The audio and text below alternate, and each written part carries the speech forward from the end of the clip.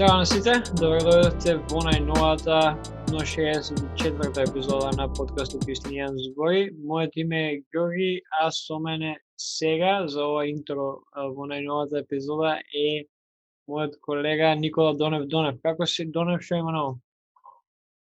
Одлично сме. Денеска прв пат сите четворица од подкастот се видовме во живо. Тоа беше интересно. Така што одличен ден воглавно.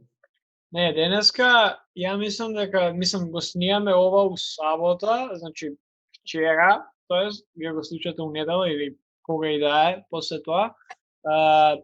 Преморувачки ден, сега веќе полискиот час е почнат, 10 е навечер и рековме ајде да снимиме интрото за епизодата која што ќе ни излезе сега у недела, тоест денеска. Да не должиме многу, мислам ако го имате видено наслов, знаете за што ќе збориме и што е едно темата на оваа епизода, тоа е разговор со нашиот гостин Радован Спиридонов, со кој што јас и Мартин уствари разговаравме за Софократија, за демократија, за филозофија, за тоа кој треба да биде дел од претставничката демократија, што е проблемот, што се решенијата, зашто демократијата не функционира кај нас и ред други работи во оној сад време кое што го поминавме со него. Но пред да се префрлиме на разговорот со Радован, да направиме еден малку hot city култрон. Донев, тебе ќе ти дадам прв да идеш со твојот hot city, или ако имаш повеќе слободно. Со hot seat, слушаш ме? Да, слободно. Мојот hot seat се сите луѓе кои се пронајдоа на листата потенцијални гласачи објавени од страна на бугарскиот премиер Каракачанов. Не е премиер, бугарскиот лидер на ВМРО. Океј, fair enough.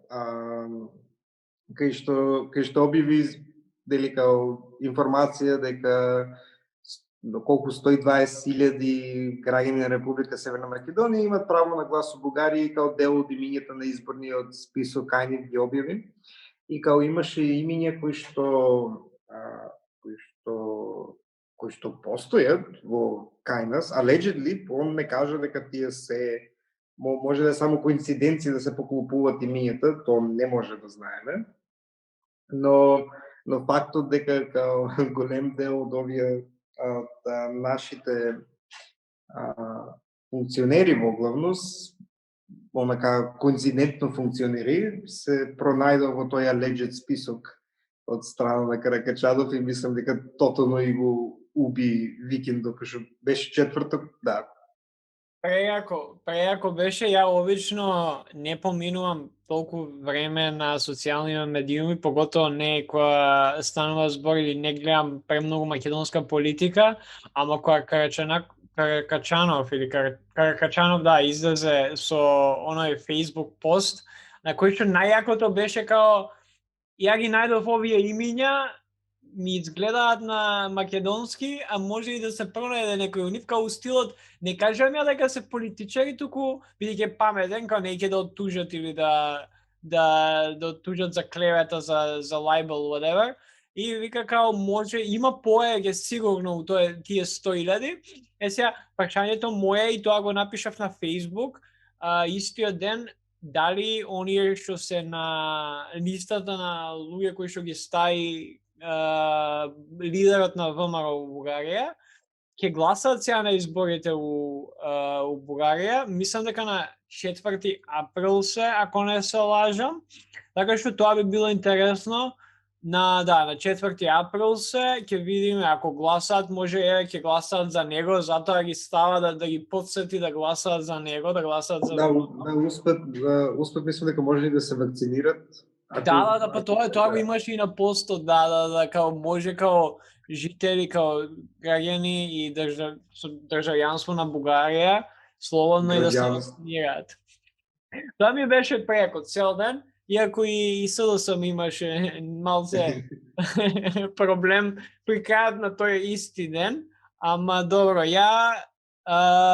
освен нели цела Македонија која што беше изоставена од помошта на Европската унија, на хатсит ќе ставам Џанин Ањез.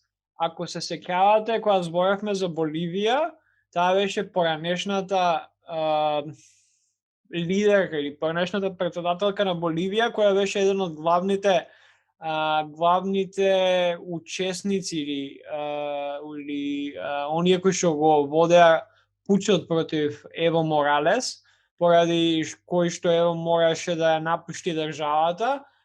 Пуч подржан од ЦИА, од голем број на странски западни држави, каде што успеа да оттргнат левичарската влада на Моралес, која што пред некој месец нели успешно се врати и победи на изборите. Сега Џанин Ањез, или како и да се нарекува, е конечно во притвор и неа ја ставам и заедно со уште некои од останатите учесници во целиот тој пуч против Моралес и неговата партија пред 2 години. Они се во притвор и се води судски процес против нив. Најинтересниот дел до душа ми е, според вестите кои што стигаат од Боливија, дека полицијата во Боливија едва ја нашла уствари Џанин Ањез, бидејќи се криела во кутија со сати. Као некоја кутија се криела со сати, бидејќи прво не ја нашле у дома, Тоа се вика грешка учекори, очигледно не учат од најдобрите братучеди на... Па да, прво не ја нашле дома, ама после некаде ја нашле у Тринидад Бени, градот у Боливија. У хотел некој да не е бил под име период. Да, и мислам дека ова се добри вести од Боливија. Ево Моралес и неговата партија дефинитивно се раќаат на власт таму и баш се радувам и сакам да видам како и што ќе се деси понатаму таму. Култрон, кој имаш да оставиш на Култрон за ова измината недела? Култрон е, ако Хатрон бе оној кој што се пронајдува во листата, Култрон е човекот кој што ја објави листата. Кракачанов. Значи не, едноставно као знам дека е грешка, знам дека е као небулозно, чисто балканско, варварско, да не кажам, такви работи да се прават, но мене ми е пресмешно. Затоа што као статистички е можно сосем случајно да се погодат истите имиња. Сакаш? Као тоа може да се некои најрандом имиња на најобични државјани на Бугарија кои што живеат најнормален живот некаде во Бугарија, ама као Кракачанов ги извадил нив. Онака као отвори збирачки список PDF, ЦТРЛФ и тражи. Прејако, пак ќе кажем, пресмешно ми е цела ситуација и онака убаво дојде прекрајот на... После да ви интересува тоа што као толку сериозно го сватија, као не ни помисли дека може би стварно да се некои рандом граѓани во Бугарија кои што го делат истото име, као има луѓе кои што се викат исто и дури као покупуваат се со презимињата најчесто. Статистички е возможно што да сакам да кажам. И као не ни перципира кај нас дека као можеби само као дека е false alarm или нешто такво. И као веднаш се бранат, онака вадат документи дека овие се македонци од не знам кој е корено едно друго. Што нема врска со државјанството, ама ајде, окей. Дефинитивно, као имам лесно може тоа да се седи, ама онака додека има... Also hot tip,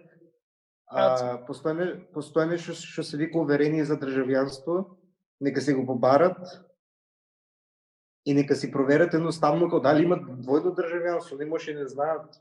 Апсолутно. Ја имам неколку култрона. Првиот ми е ова ракометарската репрезентација, која што ја поведи Данска пред некој ден со Кирил Лазаров како селектор. Не гледав, ама убаво ова што се деси, бидејќи Данска само што освои светското првенство во ракомет. Вториот култрон е Љупчо Николовски. Иначе за првиот немам коментар. Вториот ми е Љупчо Николовски, нашиот министер против корупција, кој што пред, сега снимаме у 10 часот, пред 4 часа излезе со соопштение дека во акција на Агенцијата за храна и ветеринарство, кај операторот Евромлекара Доел Скопје, се пронајдени и запленети 4,5 тони путер, кој имал важност до 2019 година и мислам ефикасна борбата против криминалот и корупцијата. Путерот е запленет со поминат рок и браво за нив. Ако имаш коментар слободно, ако не, ја идам на мојот последен култрон. Правдата доаѓа. Да, правдата ќе стигне сите. Ама не, се шалам, као убаво се тоа, ама не вреди да се става по медиуми, као не е нешто премногу важно. Е само уште еден повод да те подсмеваат, поготово на сите гафови до сега на владата и на министерствата, како и на министрите. Не, последниот и најважен култрон ми е сме ние, тоа го спомнати на почетокот, го ставам јз на култрон.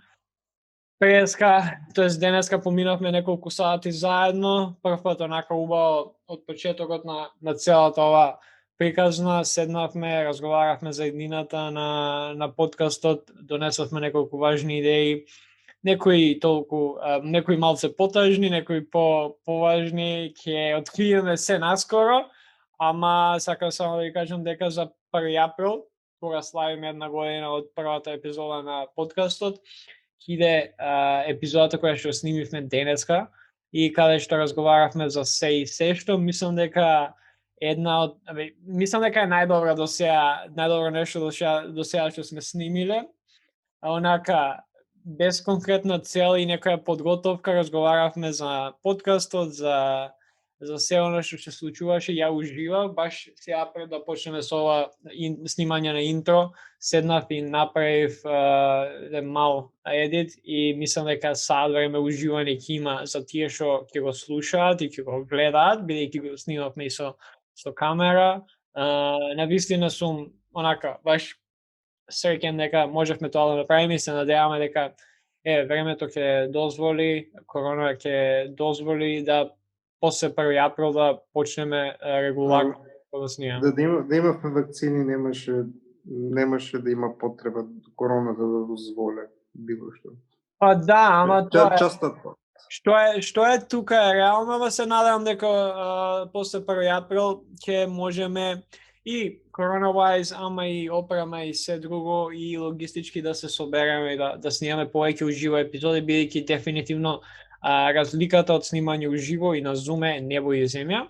Ама добро, ја викам тука да превршиме ја и ти, да се префрлиме на интервјуто со Радован, тоест на разговорот со Радован, така што уживајте у разговорот кој што го снимавме со него и се слушаме во следната епизода.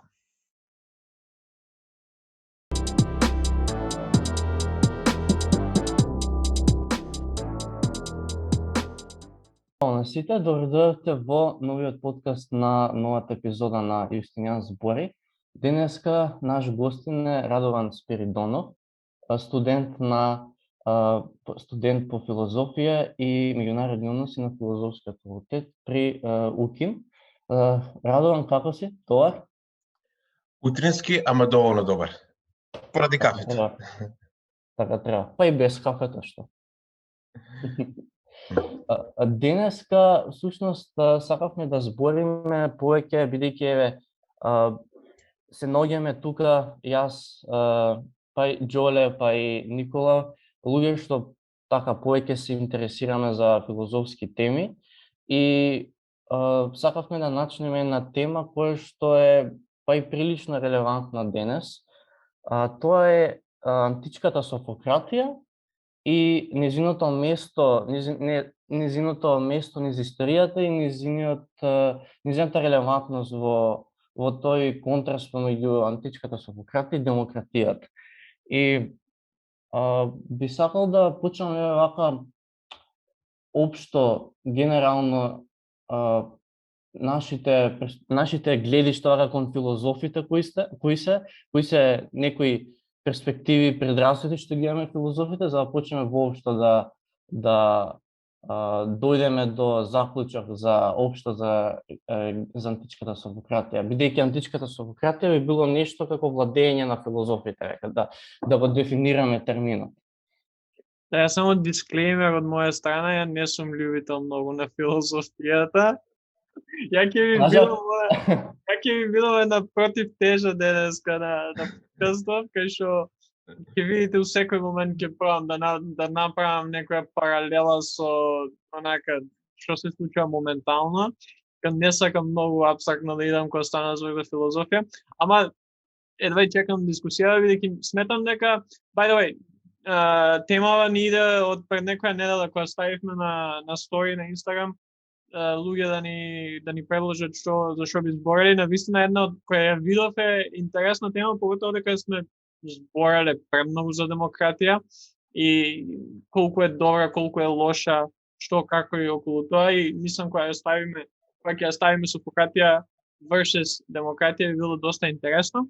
Ама ја тоа сакав да кажам уште од самиот старт. Не сум толку некој, мислам кога вас поготово, вас тројца да ве оставиме, мислам можете со сати да разговарате за различни филозофии, ама да, едва и чекам, пошто Радован знам дека е доста добар соговорник, поготово на вакви некои теми.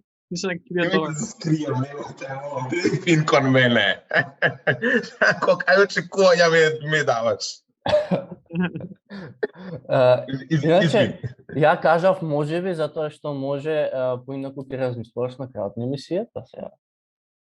На епизодата, тоа ме Да, значи вака, да. не емисија за на телевизија, ние сме подкаст епизоди. Океј, да не замараме многу со ова speed bumps имаме додека почнеме. Радон, ти што мислиш на темава чисто нака филозофски, гледано? За демократија? Па, демократија, Софократија, некој твој воведи. Океј. Вака. Има една многу интересна изрека во врска со тоа што се политички науки. Дека политичките науки се оствари вештина за определување на количеството слобода на човек што му е потребна и количеството на слугување што човекот е потребно да го изврши кон останаците. Тоест, у превод, политичките науки се еден вид науката што треба да избалансира и да утврди како всушност ние да се организираме као луѓе. Океј, ворит, тука ќе се согласиме сите. Сега иде прашањето што сме ние како луѓе, какви сме ние како луѓе.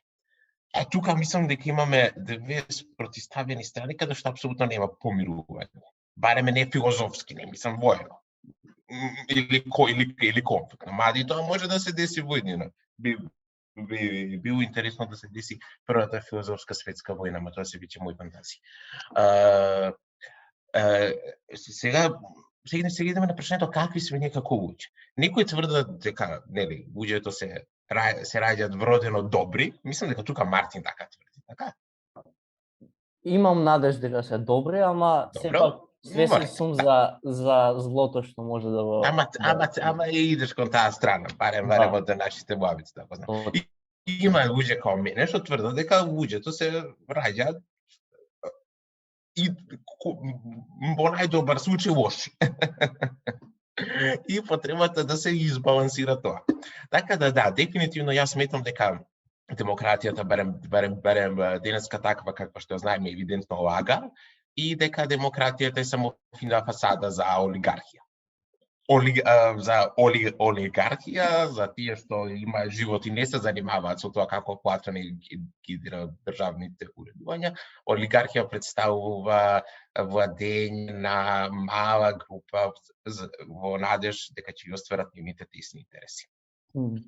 Секаде демократијата уствари фасада за олигархија, така да не сум голем обожавател на демократија. Да, во право си, и интересно е тоа што ова форма на демократија што ја добиваме, оваа посредна форма во парламентарен систем, највеќе се приметува аномалиите во нејзиното функционирање во, ако ја видите Америка, например.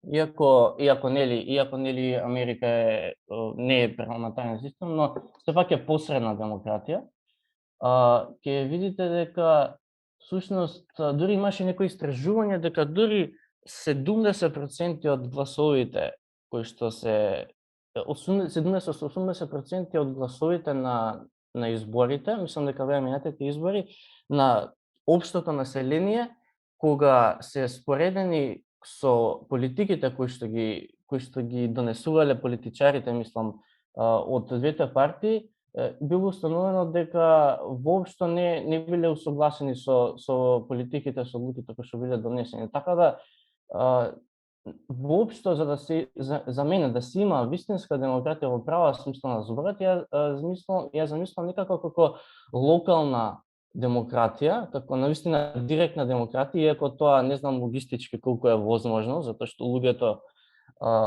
би морале да расправаат секојдневно за како настануваат проблеми, и мислам дека, како што кажав, за мене вистинска демократија не постои моментално, затоа што тука народот е само за да народот денеска е само за да легитимира понудата која што веќе му е понудена. Значи он нема никакво инволвирање во политики, во креирањето на политиките со кои што понатаму ќе се организира општеството. Тука само ратификува како една улога на ратификатор на веќе донесени одлуки, на веќе донесени политики, а знаеме тоа кој ги донесува, тоа ги донесува еден помал круг, мислам, според мене, на луѓе со собствени интереси. Да, гледа, ја мислам го имам кажано претходно на повеќе епизоди, као демократијата дефинитивно не е најдобар, или ова кој Черчил извадокот ако го имате читано, не е добар систем, или форма на владење, или форма на government, на македонски многу е тешко да се збори на македонски некојаш, кога станува збор за вакви интересни термини, ама за тоа, извини, тоа Радован острови се спортиста много тврден, јас го знам нева. Моето, еднаш кога на Мартин му напоменав дека тврдам дека англискиот јазик е далеко посиромашен од македонскиот. Извини што те прекинавме. Може и за тоа ќе направиме некој епизод, ама не сега да останеме на темата дека демократијата е најлоша форма или најлош систем, ама е подобро од сите останати кои што до сега сме ги пробале. И мислам дека тука некаде да сме, не знам дали ќе се согласите со ова, мислам дека реално се до сега пробано е послабо од тоа што до сега го имаме, ама ова што сега го имаме у моментов е репрезентативна демократија која што имаме кај нас, која што имаме низ голем дел државите во светот, е лошо, иако е подобро од се порано. И затоа мислам се поставува прашањето, затоа мислам ја добивме темава да разговараме дали може некаков битна како да подобриме овој систем кој што моментално го имаме. И од тука иде Софократија дали уствари не е проблем у самиот систем, туку е проблем у оние кои што се дел од тој или кои што раководат со истиот. И од тука се постава прашањето, окей, кој треба да биде дел од таа репрезентативна демократија? Дали сите имаат право да бидат, не знам, ако збориме конкретен пример, пратеници у собрание, дали сите имаат право да бидат пратеници или мора да имаш некакви предиспозиции за да дојдеш као пратеник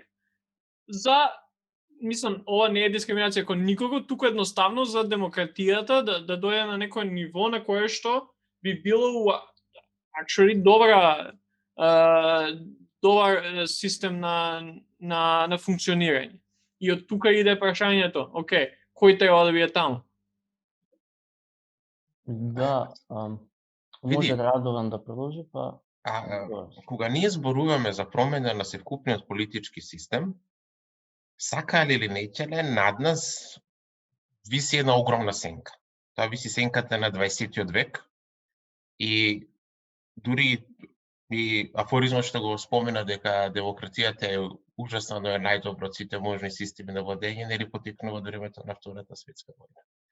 И големите експерименти што луѓето се обидувале во тоа време да експериментира, дали со фашизмот и сите негови вариации, дали со комунизмот и сите негови вариации, кои што евидентно во 20-тиот век го извлекле најголемото човеково зло. Барем во првата половина на 20-тиот век. И од едната страна разбирливо е зашто веќе ние сме скептични кон било какви, да кажам, политички авантури. Бидејќи се уште и во нашето сеќавање, дури и на нас што не сме биле родени во тоа време, виси таа сенка на какви се апокалиптични последици може да остави играњето со системот на уредување, со поделбата на моќ и со владењето. И затоа мислам дека сите ние сме малку скептични кон можноста за преуредување на општествениот поредок. И сме заглавени на подоба на Монтеские, на извршна, законодавна и судска власт. Сите политички теории оперираат во тој принцип. Тоа може би добро, тоа може би лошо. Ама и трета работа што не заглавува, тоа е ограничување на тоа кој може да се бави со политика. Исто така поради катастрофалното искуство од минатото, каде што, не знам, луѓето што не поседувале имот, или луѓето што не биле со иста боја на кожа, или луѓето што немале фауси или пениси, биле ограничувани за да не се бават со функции, едноставно сме решили да укинеме сета таа дискриминација. Добро. Но каде е тука проблемот? Проблемот е очигледно во недостатокот на иновативност. Факт е дека за мене лично ваквата демократија, како што имаме замислено, функционира во исклучително мал број на земји. Функционира во главно во земјите со англосаксонско наследство. Велика Британија, Канада, Австралија, Нов Зеланд, најверојатно и САД. Во Европа, континентална Европа има свое специфично искуство со демократијата, знаете како. Во Франција повод одлуките се донесуваат на улица. Поради политичката култура во таа држава. Германците повеќе германскиот дух повеќе има љубов кон државата и почит кон државата, одошто почит кон демократија. Одиме на југ, демократијата веќе повеќе желба одошто реално. Мислам, Италија има сменето повеќе влади од Македонија, што се вели. Така да, факт е дека демократијата функционира само во еден специфичен културен образец. Во еден културен образец што е развит. Тоа е оваа денешната либерална демократија е производ на англосаксонската култура. Во тој специфичен културен образец она функционира. Ама сумното е да се очекува дека она може да функционира, на пример, во Индија, која што и покрај тоа што го има тоа англосаксонско наследство поради, не знам, 200 или 300 години врски со Британија, го нема тоа. Го нема тој културен образец. Или пак во Италија, или пак во Македонија. Значи, треба прво да прифатиме дека сегашната либерална демократија е многу ограничена од културниот образец од каде што она искочува. Ако она, пошто секој политички производ искача од некој производ, искача од некоја култура. Така да, тоа е вродената фалинка на либералната демократија. Производ е на една култура, која што поради моќта што ја стекнава, сака да ја наметне врз другите народи поради нивното длабоко внатрешно уверување дека тоа е најдобар систем. И најверојатно е најдобар систем. Пошто на крајот од денот тоа се најуспешните држави. Ама ако е најдобар, тоа значи дека е примилив и на други земји. Што јас затоа викам дека ајде малку да се навратиме повеќе на тоа што викаат нашите културни образци. Што викаат вика културата на азијските земји, што вика културата на јужноевропските земји. И тоа мораме да го земеме во предвид. И вториот момент што исто така треба да го земеме во предвид е дека во демократијата одлуките по правило се производ на не се производ на најдоброто можно решение, туку се производ на тоа што ги задоволува масите. Затоа напредокот во демократските општества е исклучително спор. Они се производ на компромиси, они се производ на буквално волјата на не сакам да го употребам овој збор, но они се производ на волјата на стадото. Класичен пример. Кина во 70-тите години била далеку посиромашна држава од Македонија или тогашна СФРJ. Далеку посиромашна.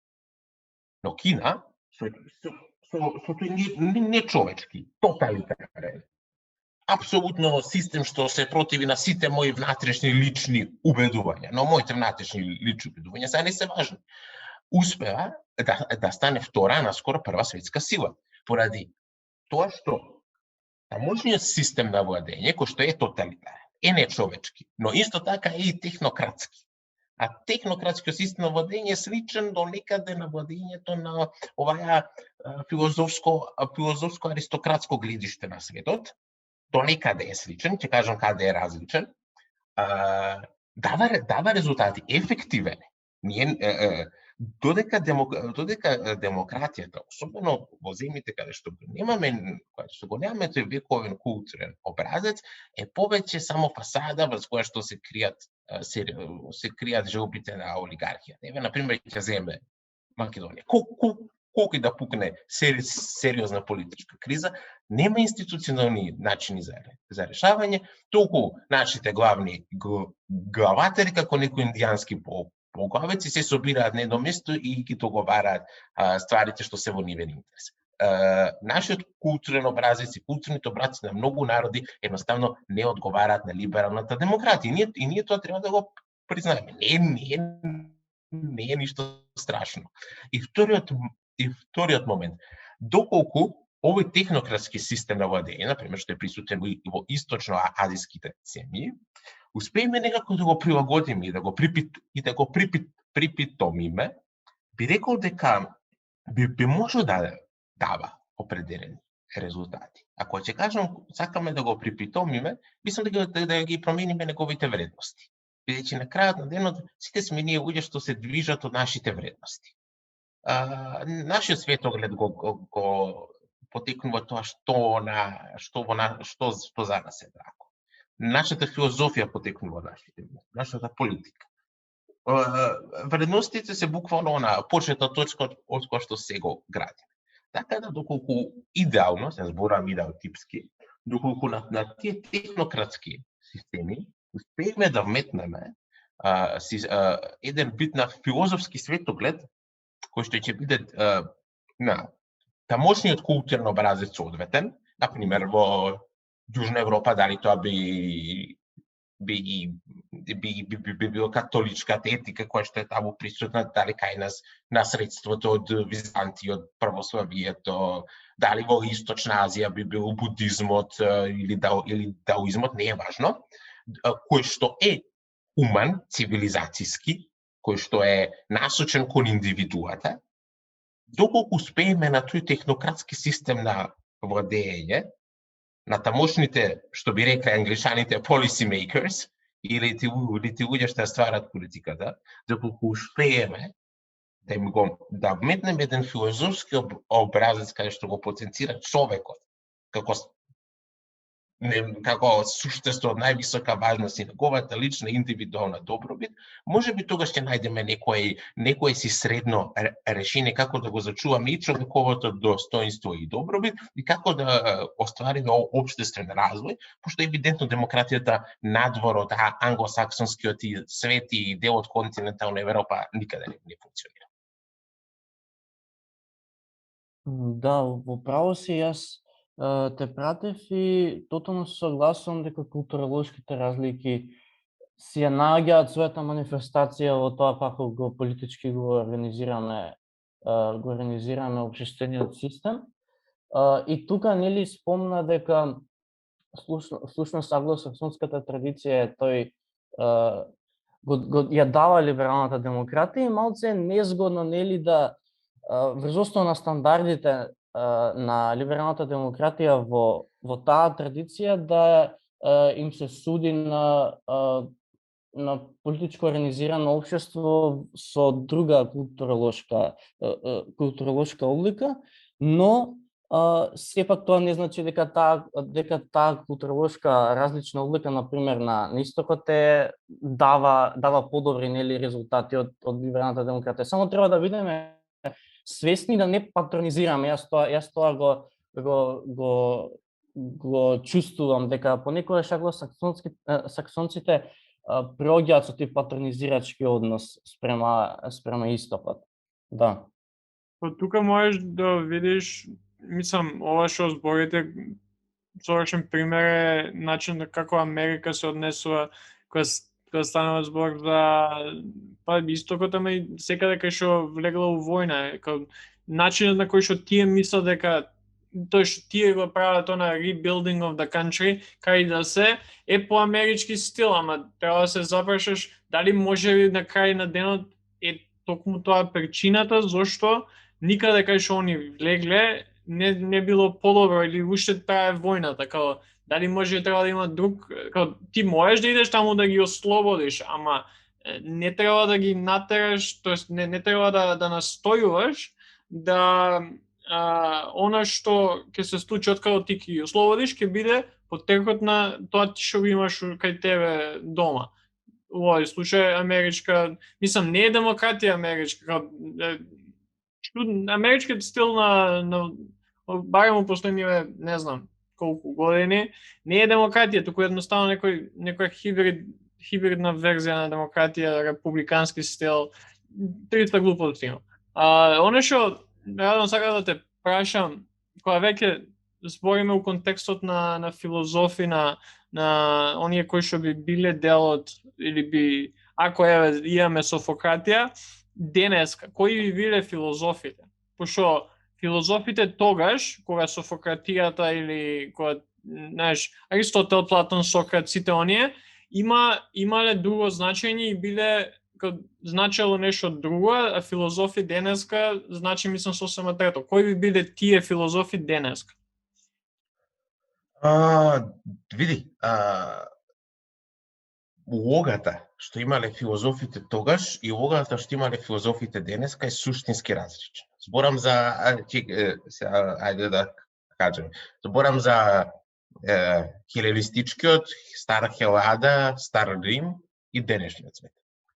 За разлика од денеска, каде што луѓето што се бават со филозофија се турнати на маргините од општествените случувања, со исклучок на некои си интелектуалци што имаат статус на селебрити, од една или од друга страна. Тоа е еден нов феномен за кој што подоцна ќе се навратам, но огромното мнозинство од луѓето што се бават со хуманистички науки, филозофија не се вклучени во креирањето на политики и во управувањето со државата денеска. За разлика од тогаш, каде што бавењето со филозофија, тоест битувањето на љубител кон мудроста, како што е значењето на тој збор, било јавна функција. Сократ, например, ти го земе како идеал за еден филозоф, иако постојали многу филозофии пред тоа и после тоа, но еве ќе го земе него како еден идеал на филозофијата, како што е Христос идеал на христијанството.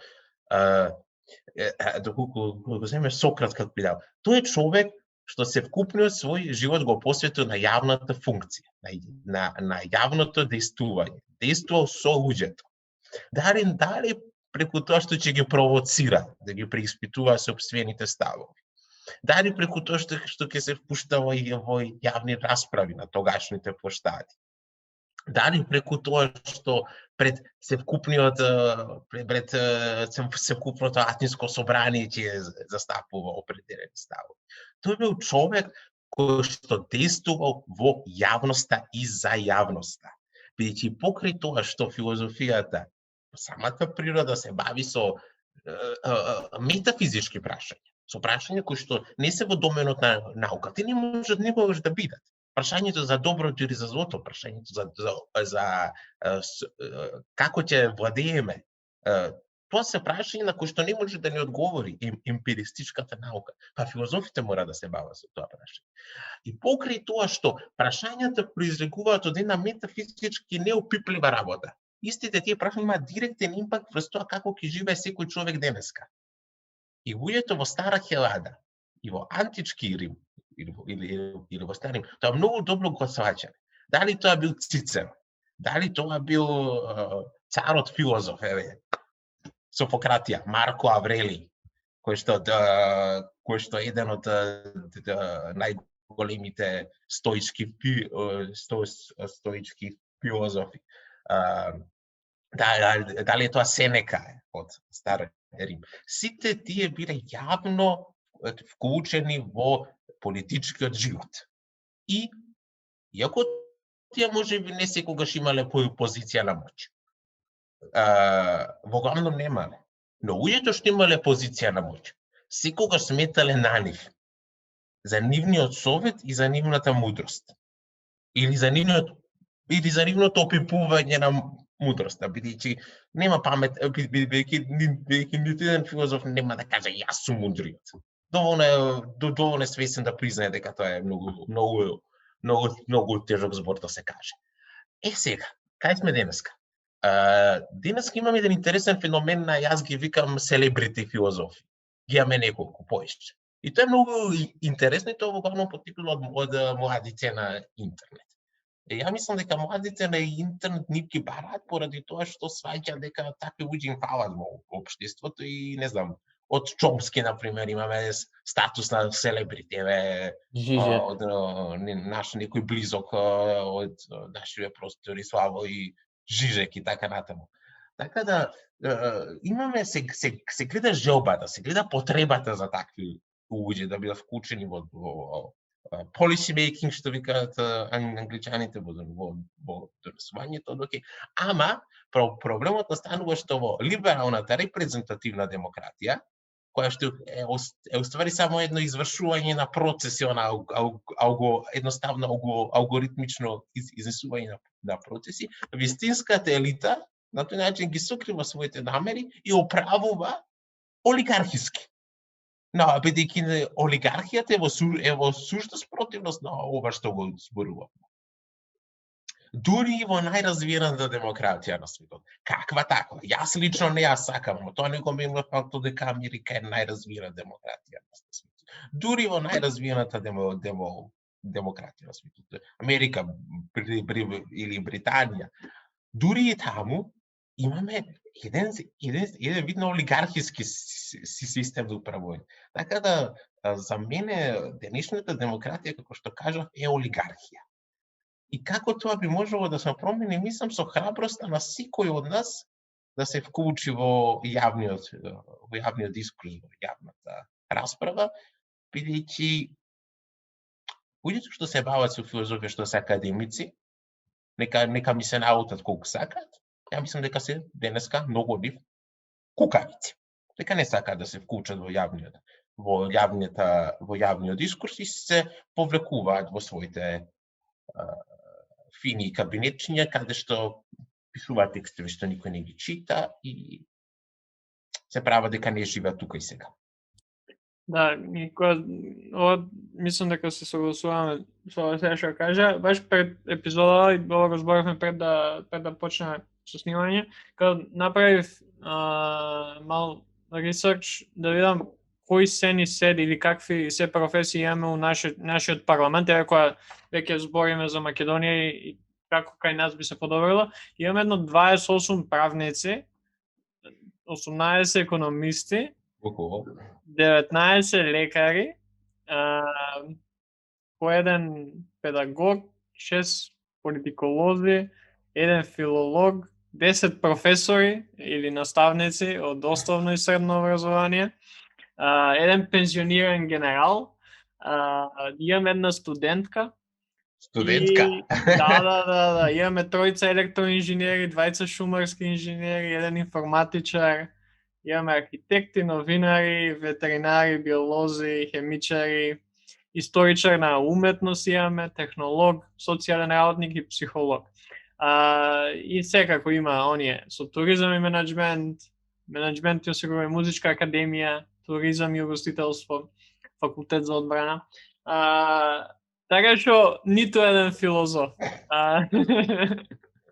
Токму сега, ти ја подкрепува аргументот малку дека нема филозофи. Ама кога станува збор, баш и тоа пред да се уклучиш и ти на колот. Као, дали, например, е поразлично кој седи у собрание, отколку тоа што кој ни е градоначалник. Бидејќи, например, у собрание, ако мене ме прашаш, ти треба некој кој што знае како функционира собранието. Кој што знае за да нема кочење, да нема глупости. И од тука, например, зошто, например, еден доктор, еден заболекар, например, би го ставил у собрание, кога имаш милион правници, имаш милион политиколози, па и филозофи може тука да ги додадеме, кои што би требало да биат таму. Кога станува збор за градоначалник, тоа е друга личност која што треба да знае како функционира градот. Или не знам, кога збориме за некои потакви функции, кај што самото тоа што ти ќе се опремиш со луѓе околу тебе кои што се експерти, ти немаш проблем. Ама у собрание ти си тој кој што треба да биде експертот. Или треба да биде тој кој што ќе ги донесува законите, ќе ги пишува законите, ќе ги аргументира законите, и од тука ти иде некој, не знам, никаква дискриминација спрема лекарите или нив ќе ги земам највеќе бидејќи су најголем број. Они треба да бидат у болница, они треба да бидат да спасуваат луѓе, а не да носат закони.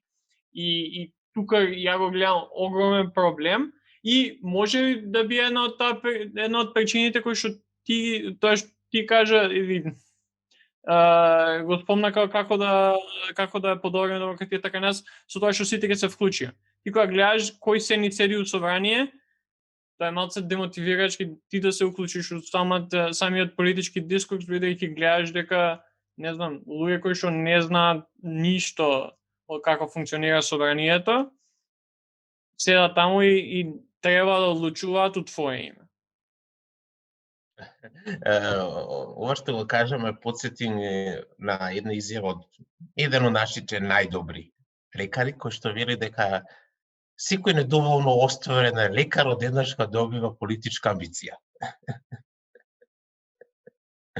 И добро, но тука функционира и нашиот културен образец кај нас, например, на цена многу се лекарите. Во нашата култура функционира тој културен образец дека професиите доктор, инженер, адвокат се на исклучително ценење. Иако адвокатите се омразени и сите бидуваат ценети. Биде вака, ајде, која е улогата на собранието? Дали да биде наш представнички дом или домот каде што ќе се стварат нашите закони? И мислам дека јас имам доста размислувано на ова прашање, има можеби најдено едно соломонско решение.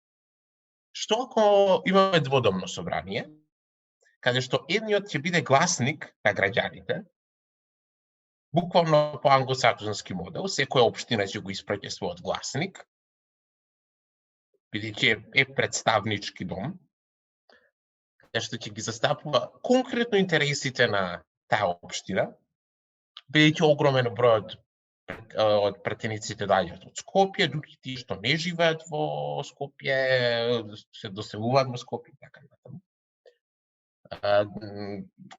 Несомнено, иако живеам во Скопје, претпоставувам дека гласот на еден човек од не знам, брвеница вреди многу помалку во споредба со гласот на некој во Карпош, барем додека тој може да стигне. А вториот дом од собранието, на пример, хипотетички, би представувал нешто што се вика Совет на мудреци, или како што се викал порано во антиката или во племенските сдруженија, каде што би бил еден вид на поексклузивен клуб, нешто како домот на ордовите, само не наследно се разбира, еден вид на поексклузивен клуб каде што ќе може да влезат само луѓе со исклучително докажана професионална биографија, еден животен пат, кој што е соодветен за стварање и донесување на соодветни правични законски решенија. Со сето почит кон луѓето што се бават со наука, тоа не може да го направат они. Тоа може да го прават луѓето што се бават со право, со дел со економија, дефинитивно луѓе со политички науки, со филозофија, но исто така како јас, се надам годинава дипломиран политиколог, никој не би ме вработил да работам во РЕК Битола, сметам дека еден електроинженер не треба да работи како донесувач на закони во собрание, бидејќи тоа не му е негова струка.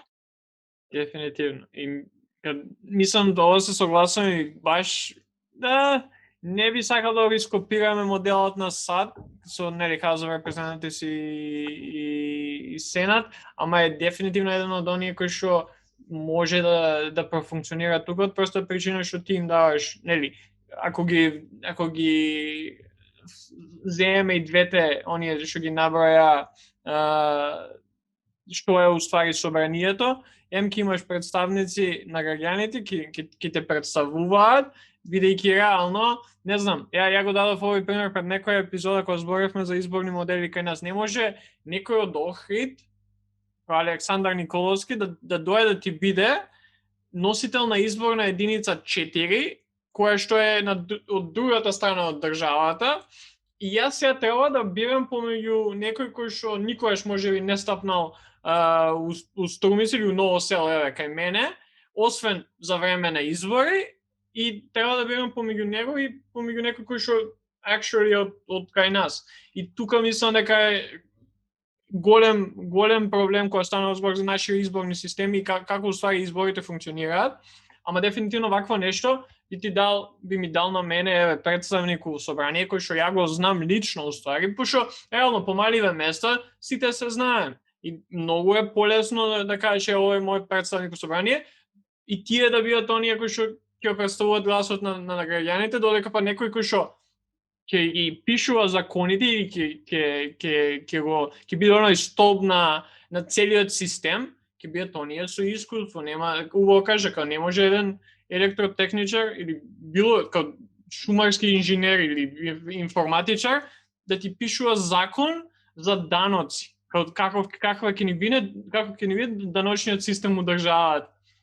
Може би ти секако можеш да имаш мислење за тоа, ама треба некој економист, треба некој политиколог или па и правник да седне да земе и да напиша тој закон и после да се екзекуција на законот. Така што се согласувам апсолутно со тоа. Пошто пази, иако ја на пример се залагам за еден вид на филозофско-аристократски стил на владење, под аристократија го разбирам оригиналното, првичното потекло на зборот владење на најдобрите, не владење на една фамилија како што подоцна е, на неколку фамилии наследно како што подоцна е старото. Иако ја се залагам за тој систем, свесен сум за маните. Свесен сум дека тој систем ги исклучува останатите, сакал тој или не. Дури и аристократите да сакаат да бидат дел од популусот, тоа е од народот, тоа е во пракса многу тешко. Поради тоа што доколку имаме еден систем на представување, каде што ти од Ново село ќе го испратиш својот представник таму, и он е должен да ги застапува исклучиво интересите на твоето населено место. А не на партија, добро, се разбира и на партијата, но на твоето населено место, бидејќи на него изборот му зависи од твојата општина. Во тој систем навистина ќе биде слушан гласот на граѓаните, Што не значи дека гласот на граѓаните е секогаш добар. Најчесто е многу погрешен, пошто луѓето си ги живеат своите животи и не сакаат да се бават со политика, што е компретно разбирливо. А од другата страна, суштинското креирање на политика. А креирањето на политиката е уствари имплементација, тоа е спроведување на вредностите што ги носиме во нашите срца. Ништо повеќе. Во политиката ги спроведуваме вредностите што ги носиме ние лично. И за многу посензитивни прашања. Например, прашањето за данок може да биде и толку сензитивно или не, иако е важно. Но постојат многу осетливи прашања, кои што длабоко влегуваат во нашите срца, што кога тогаш ќе биде актуализиран. Прашањето дали треба да имаме смртна казна, например. Во Македонија тоа е релативно затворено прашање, но никогаш не се знае кога повторно ќе се актуализира. За такви прашања, кои што влегуваат во сршта на нашето постоење како луѓе, потребни се луѓе што се бават со општествени, со хуманистички науки, и тие, би рекол, треба да го имаат оној пресуден збор кај што треба да пресечат. Како што можете да претпоставите, тоа нема да биде едногласна група, доколку ви соберам 10 луѓе што се бават со филозофија, ќе има 11 различни ставови. Да. Значи не се работи за некоја ексклузивна група што ќе го превземе приматот и ќе владее, напротив, верувам дека процесот на одлуки ќе биде многу спор, дека ќе има огромен број на несогласувања, но крајниот резултат што ќе биде донесен ќе биде многу поквалитетен од што да се препушти на оваа лажна парламентарна демократија што имаме во Македонија и во повеќето земји во светот, да се разбереме. Да. Знаеш, Радоан, ја вака ве слушам и би сакал сега да го адресирам ова главно прашање на темава. Да? Античка Софократија, владење на филозофи, демократија. Зошто јас не сум спремен, повеќе сум скептичен кон едно такво владење на филозофија или на учени луѓе. И се уште не сум спремен да така ја отргнам демократијата, иако ги сваќам незините мани, затоа што го гледам како средство кое што му дава барем минимум право на една индивидуа, на еден субјект да учествува да го изрази својот интерес во едно општество, и тоа некако ги растргнува тие хиерархии што се создаваат врз основа на некоја природност кај нас, некоја есенција која што ја гледаме, например, да се вратам, ти говореше за Аристотел, за таа традиција, Платон. Еве, например, зошто тие народи многу добро ја сватиле нели улогата на филозофијата и како таа се изразува, како се манифестира во општеството и во улогата на секој индивидуал во општеството. Еве, например, го земеме Платон, или еве Аристотел. Аристотел неговиот систем, нели, и ти знаеш дека кај неговиот систем од општите вредности, од онака како гледа на реалноста, кај него жената, например, се наоѓа негде измеѓу мажот и животното. Не е баш еднаква со мажот. И тоа многу логички, значи невиновно, дека ќе се изрази во тоа како жената ќе биде гледана и какви права или какви права ќе добива во организирањето на општеството. И тука е многу битно, и тука сум се уште скептичен кон владење некакво на филозофија, затоа што филозофите, мораме да признаеме, не можат никако да се отргнат од општеството во кое што живеат, од вредностите кои што ги дели тоа општеството во тој историски контекст. И мораме да бидеме и кон нив скептични, затоа што мора да ги ставаме исто под скрутина, затоа што никој не живее во вакуум простор, каде што е отргнат тотално од предрасуди, од сопствените вредности, и вредностите што ги спомена често пати се испреплетени со нашите интереси, и тоа може да, како што кажав, да влие негативно врз тоа што сакаме да го оствариме, или како да ја подобриме среќата во едно општество, да јас барем така гледам. како застапник на утилитаријанството? Мислиш што е можно повеќе среќа, што е можно повеќе луѓе? Па да, јас така гледам. Епа, се повторно се враќаме на тоа што јас викам. А прашањето на вредностите, што е всушност среќа, така? Што всушност е среќа? Дали среќа, јас ја кога ќе отидам во Бургер Кинг и ќе зедам 5 хамбургери, во тој момент ќе бидам многу среќен, и ќе сум рапнал тоа, и знам дека ќе бидам многу среќен во тие моменти, но подоцна нема да бидам среќен. Значи, што е прашањето за среќата, например? Тоа навидом звучи многу наивно прашање. Што е прашањето на правичноста? Што е правично? Например, дали е правично човек што убил едно семејство да заврши во затвор 20 години? Да, или еднаквост, имаш безвредности. Тука, значи, тие Тоа е вредности, како ние ќе ги извагаме нашите вредности. Да, значи, целото политичко притисување всушност влече корен од еден сет, од едно множество на вредности. И тука јас ја гледам во денешното време улогата на владењето на луѓето што се занимаваат со филозофија. Да бидат еден вид на водичи, како Диоген со неговата светилка, но немојте да живеете во буре како Диоген. И сите други работи што ги правил Диоген, сега да не кажувам, може да има малолетници што го гледаат. Битно светилката и Диоген, да не одиме понатаму. Како Диоген и неговата светилка, јас така ги замислувам. Таа група на луѓе која што ќе треба да му биде на општеството еден вид на совет, еден вид на голем совет каде што ќе се расправа за овие вредности. Бидејќи на крајот на денот и покрај тоа што сум лично индивидуалист, и покрај тоа што сум противник на некои големи колективитети, не можам, ќе ви излажам ако кажам дека е неважно какви се општествените вредности. Јас тука ја гледам пред се улогата на луѓето што се бават со филозофија.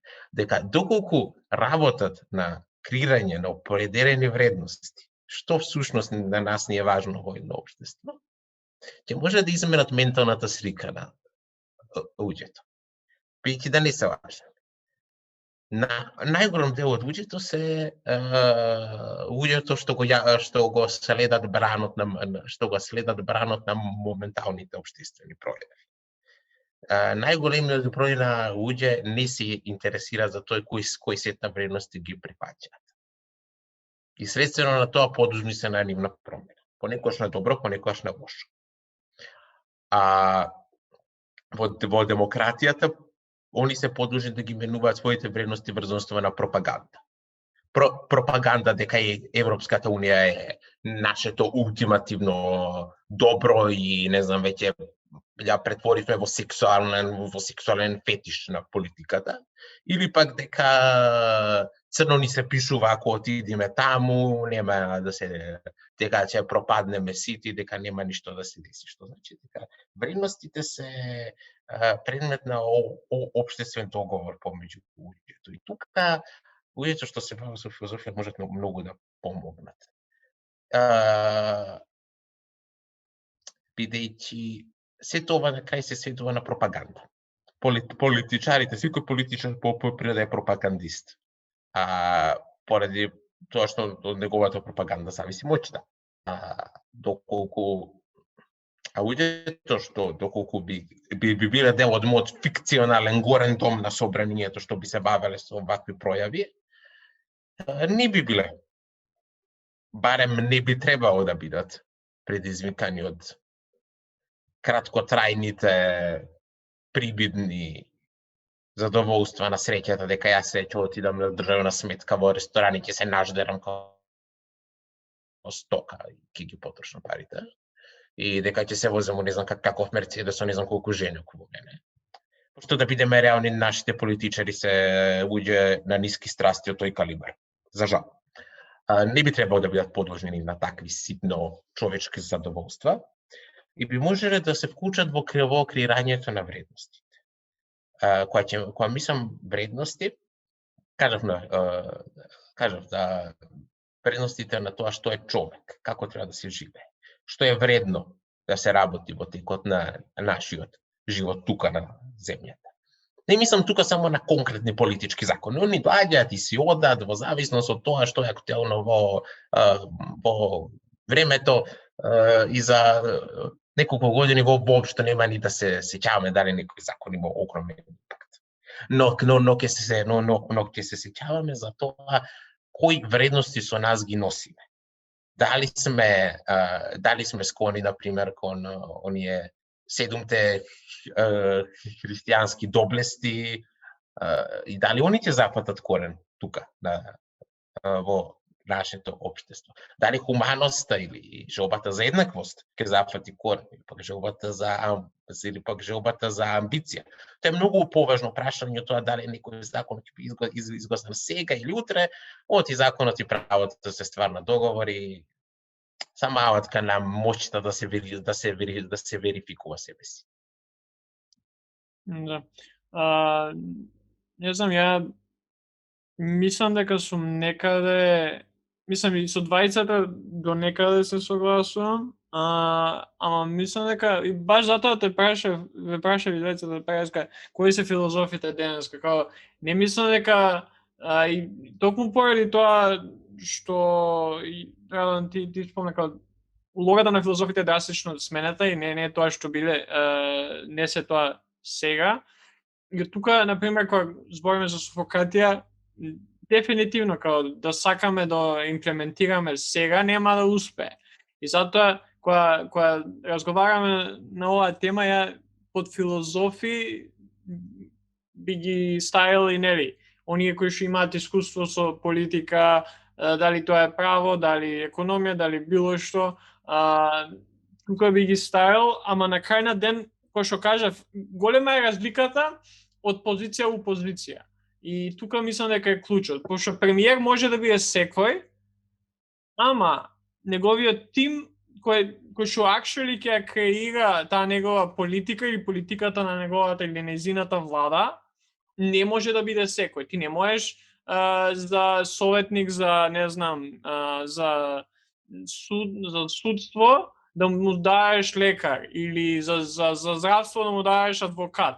Така што тука го гледам ја како некој начин, некој стил на софократија или некоја верзија од софократијата би функционирала кај што оние кои што ќе бидат, оние кои што ќе ја пишуваат политиката, кои што ќе оствараат културата, тоест политичката култура или единствено легасито на кај што ќе остане, да биде направено, да биде во режија на оние кои што имаат, кои што се стручни за тоа. И тука малце знаеш, ми текнува на оно што учевме за што е правда, како what is justice. Според кој беше, според Аристотел или Платон, кај што секој работи тоа е за што го бива. Буквално, за што има учено. Види сега ја не можам да дојдам да кажи? Не, докажи се.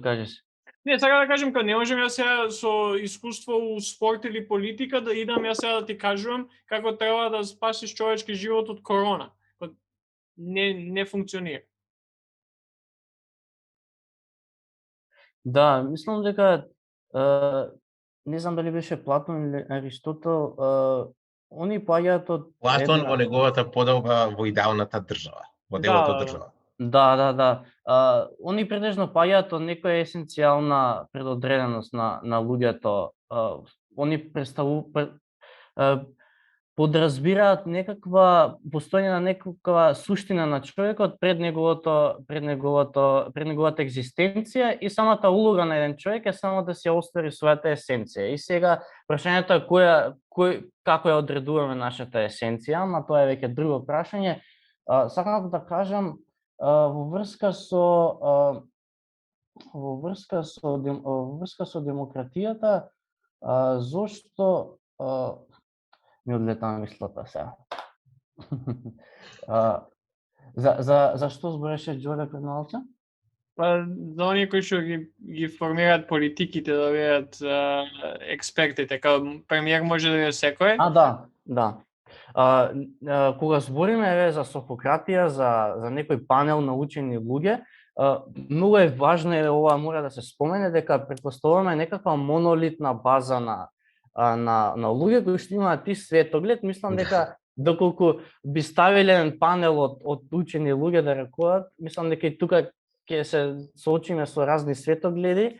Сигурно одлуките кои што ќе ги донесат ќе бидат донесени во пат на разумот. Значи, би можеле да земеме, како претпоставка, ќе бидат подобри одлуките, но сепак ќе бидат соочени, нели, ќе мора да, како што вика Радован, ќе мора да се тоа базира на компромис. Не, дефинитивно, ако имаме 10 такви, еве да ги именуваме Софократи, имаме 11 политики од нив произведени. Значи, ова не се работи за олигархија, во смисла дека сега тука се групира една група на привилегирани академици или исти, кои што ќе контролираат општеството. Бидејќи карактерот на тие луѓе, барем оние кои што со чиста душа се бават со тоа, не е таков. Не е како на бизнис елитата, нема една желба за максимизирање на профит, например. Но, што е тука важно? Покрај тоа. Значи, дефинитивно се согласувам со вас дека потребно е во специфичното креирање на политики да се вклучат луѓе кои што се разбираат од тие политики. Како што мене, никој нормален не би ме вработил во регбитова да произведувам струја.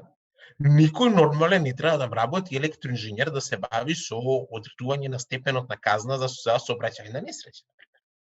Во суд.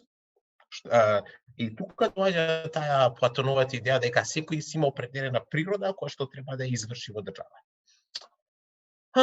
Виде, јас иако сум човек што убеден дека човекот има огромна слобода да се реализира себе си, дека може да се обликува себе си, својот живот да го претвори во еден вид на херојско патување, факт е дека Платон бил на нешто, осетил нешто дека не имаме еден вид на ДНК што не упатува. Имаме ние некои природни предиспозиции. Не знам, претпоставувам и вие двајца, уште од како мали, например, дури никој кога не ве насочува, природно сте се насочувале самите себе си сте оделе кон некои работи. Што вас лично ви интересира, не? Нит сте знаеле како, нит зошто, ма природно сте оделе кон некои работи. Така и сите нас. И затоа, сосема е во ред да имаме еден вид на законодавно тело што тоа би го извршувало. Но еве каде е другиот проблем со демократијата и зошто никогаш нема да ја прифатам како добар систем на владење. Луѓето, огромното мнозинство луѓето, не им гали со политика. Не сака да се бават со тоа. И сосема разумно.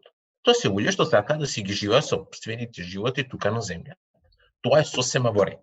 Проблемот е кога луѓето очекуваат од нив да се бават со нив. Или немаат способност, или немаат желба, или не се подготвени. Тоа е легитимно. Но, тоа не значи дека не се подложени на манипулација. И во демократијата истите се подложени на манипулација преку суптилна пропаганда и преку директна пропаганда. Од страна на олигархијата, која што се зацкрива зад и се изборот во демократијата, тоа е најчесто помеѓу Пепси и Кока-Кола. И, еве сега еден провокативен став. За кој што јас не знам дали се согласувам, а би сакал да го чуем и вашето мислење. Што ако, например, на држава како Македонија, всушност не и треба демократија? Што ако на држава како Македонија и треба апсолутизам? Бидејќи, например, доколку ги земеме, сите држави минале низ некоја апсолутистичка фаза на владење. Русија станала светска сила, бидејќи Петар Велики владеел како апсолутист. Германија станала најмоćната земја во Европа, бидејќи Ото фон Бисмарк ја градил својата политика на крв и челик, не знам. Кина денеска е светска сила број 1 поради тоа што владее апсолутно тоталитарно во стилот на големиот брат. Што ако тоа е некој историски закон, каде што секој општество мора да мине низ некоја фаза на тоталитарно владење, каде што општеството треба да се консолидира и да се устрои? Тоа е многу нехумано. И дали може би начинот како ние тоа да го избегнеме е токму преку овој вид на софократија што вие го споменавте? Дали може би е тоа начинот како ние тоа да го избегнеме? Бидејќи секогаш е многу полесно едно општество да западне во тоталитаризам одошто во слободарско уредување, нели? Апсолутно. Да, мислам, ова ти е добро прашање, као добро дефинитивно нешто да се размислува. Ја поаѓам од фактот што ако идеш сега кај нас, било која возраст, и прашаш, не знам, еве, каков лидер сакаш, каков политичар сакаш да ти ја води државата, повеќе луѓе ќе кажат некој со силна рака, како што некој што црсто ќе ја води државата, како tough love, оттолку нешто друго. И од тука мислам дека ние као едноставно население, као држава, па најверојатно би биле добра плодна почва за такво нешто. Иако не знам се уште дали сум на мислењето дека да, actually ни треба вакво нешто. И не знам, мислам дека ова сега што зборевме, оно што каже ти Радован при крајот сега, мислам дека тоа е као нештото кое што може да оспречи самото имплементирање тоа на едно авторитативно општество. Иначе, еве да вратам на ова за што велеше Радован. Ако постои некоја таква закономерност општествена, да одредени држави мора да поминат или народи мора да поминат низ тоталитарно општество, сметам дека ние веќе сме за нас поминал возот за таква нешто. Што знам, кај нас чувствувам дека таквата потреба за да не предводи некој што ќе се заснува на што функцијата ќе му се заснува на авторитет, опипуваме нешто такво кога збориме преку културата која што живееме, а културата вгнездена во некој патриотско чувство изразено кај нас, значи наративите кои што си ги кажуваме тука на ваквиот наратив кој што го имаме, зборам ја така го чувствувам, премногу изразен патриотизам и национализам, само уште ни фали некоја фигура која што ќе биде носител на таквата култура. Мислиш дека ние сме многу патриотски настроено општество? Па привидно, мислам лажно патриотски. Да. Тоа више има смисла. Тука лежи зајако. Тука више има смисла. Повторно, многу сум досаден, ама морам да го зборам. Се е прашање на системот на вредности. А што е вредност, уствари? Идеал што човекот го држи на пиедесталот. Значи, кога зборам за вредност, зборам за некоја идеја, зборам за некоја замисла со човекот што ја држи на пиедесталот, на врвот од неговото суштествување. И нашето општество, поради тоа што е навистина заедно со некои други општества, навистина има минато низ еден топоган. Од феудализам има влезено во комунизам, од комунизам има влезено во див капитализам, од див капитализам не знам сега што е ова. Немамо стабилен период на развој, каде што граѓанството можело да се развие на пирамида на вредност. Каде што може да се развие на точка, на апсолутна, на сршта на неговите вредности, на оно што го држи за свето, за највредно, и од него да ги гради неговите политики, неговите гледишта кон светот, неговите односи кон луѓето.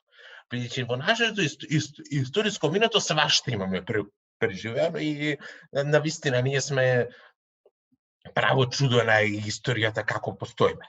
Со оглед на тоа се што си има случило. Да, и колку да се приближуваме кон некое зацрстување, некои вредности, сепак, еве и ти кажа, постои некоја закономерност која што налага постојано приспитување на вредностите. Значи, тоа е еден циклус на промени. Мислам дека тоа може би со текот на времето како прогресираме ќе може да се повеќе се доближуваме до такво нешто, но мислам промената е нешто што од кој што не можеме да избегаме. Ова ме потсеќа на Хераклит, дека само промената е постојана. Да. На овој старогрчки филозоф. Не, дефинитивно си во право. Ама македонското општество, Македонија, кога тогаш мора да како и секој друго општество, ова е судбина на повеќето европски држави поради нашата бурна историја. Мислам, ова е судбината и на Чешка, и на Литванија, и на Шпанија, ама јас зборам за Македонија. Кога тогаш мора да дојде до определен период каде што луѓето кои што се бават со овие дисциплини, што се вика мора да ги земат уздите во раце и да креираат, тоест да создадат една хиерархија на вредности која што ќе биде пропагирана на граѓанството. Мора да создадат една, јас ја викам точка алфа, почетна точка од каде што почнуваме ние. Кои сме ние? Што сме ние? Зашто се залагаме? И што ни е најважно? Што ни е најважно на нас како луѓе?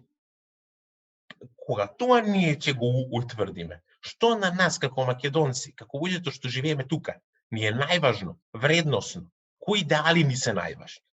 Зашто ќе се вложиме себе си? И во нашите приватни животи, и во нашите јавни животи. Тогаш, и гласањето на законите, и вклучувањето на младите во политиката, и контрола на тоа каде, како и колку има корупција. Сето тоа ќе биде многу полесно, бидејќи ги имаме вредностите. Французите ги имаат либерте, фратерните, слобода, еднаквост и братство. И затоа во Франција секогаш председателот и покрај тоа што има големи овластувања, секогаш е под контрола на граѓанството.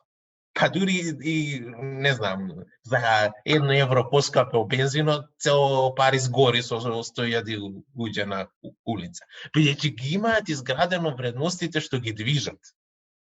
Ние тоа го немаме. И не постои друг начин да се воспостават тие вредности, освен преку тоа што вие го викате софократија, а јас се согласувам со тоа. Еден вид на широк панел на луѓе што ќе создаде општествен систем што одговара на нашата културна матрица. Ние сме луѓе од Јужна Европа. Ние не можеме да го копираме моделот на луѓето од Северна Европа. Ние сме луѓе со 2000 години православно наследство, добро, помалку од вие. Не важно. Значи ние не можеме да го копираме протестантскиот модел. Значи ние сме луѓе што 500 години живееле во иста држава со Багдад, Алепо, Израел, со Ерусалим, со Анкара, со Истанбул. Ние со нив сме живееле 500 години заедно. Ние не сме живееле 500 години заедно со Франкфурт, со Страсбург или со Брисел. Тоа треба да го земеме во предвид. Кога сите овие работи ќе ги земеме во предвид, на нашиот историски багаж, и кога ќе видиме каде ние сакаме да одиме, тогаш ќе можеме да создадеме еден вид на граѓанско општество што ќе функционира и нема да биде подложено на постојано фрлање те ваму, те таму.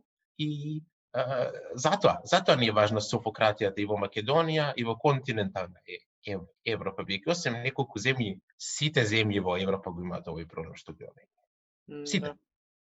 Па дури и Германија. Не, апсолутно. И мислам дека ова е добро место кај можеме да завршиме разговорот барем за денеска. Мислам дека убаво заврши. Еве, Мартин, мислам ќе се согласиме со она што кажа. Јас за крај само дајте некои препораки што да правиме. Сега нели полициски час има, да завршиме малце поинтересно. Ја баш и поттикнат сум да дадам препорака, не знам дали имате гледано серијата Борген, данска серија, политичка, Да. предобра. Пред некој ден на предавање професорот Александар Спасеновски ни ја предложи, ја имав гледано уште одамна, имам повеќе пати поминато низ епизоди, ама пред некој ден почнав пак да ја гледам и на вистина еве, за тие што ја немаат гледано Борген, може да ја најдете на, не знам дали е на Netflix, ама сигурно ќе најдете на стриминг сајтовите, кај што ја најдов. Можете да ја пиратирате, како Буквално. културни господа ве молам. Да. Значи, ќе си слегнете, си има subtitles, англиски има топсе. Гледајте ја. Мартин, Радован, вие имате нешто да предложите за да ја привршиме епизода? Ја имам да предложам да размислиме сите уште два пати до кога планираат да не малтретираат со полициски часови и слични квази-фашистички мерки на полицијата да теренира строгочут. А и во таа насока, предпоставувам веќе имате гледано, ама доста интересен феномен е серијата, не ја знаат многу. Мислам се вика Deutschland 83-84. Се работи за серија која што испраќаат млад официр од источна Германија во западна Германија, undercover agent, што би рекле енглезите, и неговата конфронтација со западното општество. Интересно. Мартин? Јас секогаш сум у незгодна ситуација кога ќе ми кажат да предложам серии, пошто јас воопшто не знам, јас сум можеби единствен човек што воопшто не гледа серии. Единствена серија која што сум ја гледал била The Big Bang Theory и толку. Не, еве, само да кажам дека Радован супер заврши со прашањето кој што сите треба еве и поттик да биде за да си го поставиме после емисијата, што е вредно, што е исправно, што е корисно. И еве јас еве Радован ќе се радува затоа што пред некое време ми предложи да читам класици, повеќе да купам класици. Па се купив Божествена комедија. Браво. Еве, да, полициски час дома може секој да, ако има класик до него, може да земи да чита. Предлог за класика, ако сакате. Хомер. Илијада. Да. По-добра акција. По-жива акција. Нема во ниту еден холивудски филм. Можете да ја земете прераскажана во поетска верзија, можете да го земете македонски превод на академик Михаил Петрушевски, кој што се смета за еден од најдобрите преводи од старогрчки на модерен јазик. И е доста жива, што викаат енглезите page turner, бидејќи е исполнета со акција и со тепачки. Добро, ја кога станува збор за книги сум малце посеромашен, ама дефинитивно процесот од Кафка, ако го немате читано, читајте го баш. Мислам дека добро иде на целата ситуација моментално. Така што добро, фала ти Радован на разговор, на гостувањето и се надеваме дека што еден пат кој ќе разговараме на некоја ваква тема, може и уживо да направиме. Мартин, супер епизода. Оние што не слушаат, фала ви за изброеното време. Ако некој уствари ја заврши цела епизода, ја се шалам секојаш дека после некоја 34-40 минута никој не слуша и можеме што сакаме да си кажеме. Ама не и се, фала ви уште еднаш и се слушаме пак уште едната епизода која ќе иде во среда. Поздрав! Живи били! Поздрав, убав викенд!